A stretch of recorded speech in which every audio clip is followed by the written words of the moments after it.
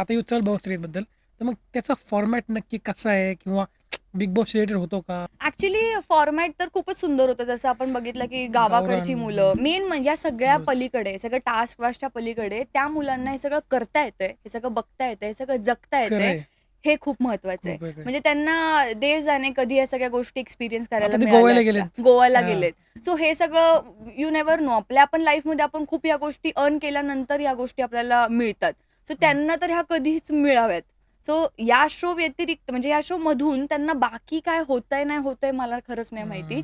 पण त्यांना हे जे सगळं एक्सपिरियन्स एक्सपिरियन्स करायला मिळतंय बास. त्याच्यात ते लोक शो जिंकले पण आहेत आणि येऊन त्यांचं ते सार्थकही झालंय. सार्थकच आहे. आणि राईट. मला पण त्याच्यातच आनंद आहे की क्रिश जसा आला तर क्रिशला कधी मिळणार होतं या सगळ्या बरोबर आहे. गोष्टी. तो कुठून गडचिरोलीचा. गडचिरोली. आता त्याचा त्या जगाबाहेर त्याला माहिती नाही. आता त्याचं नशीब की त्याला ते सगळं एक्सपिरियन्स करायला हां, हां, हां. मिळतंय छान.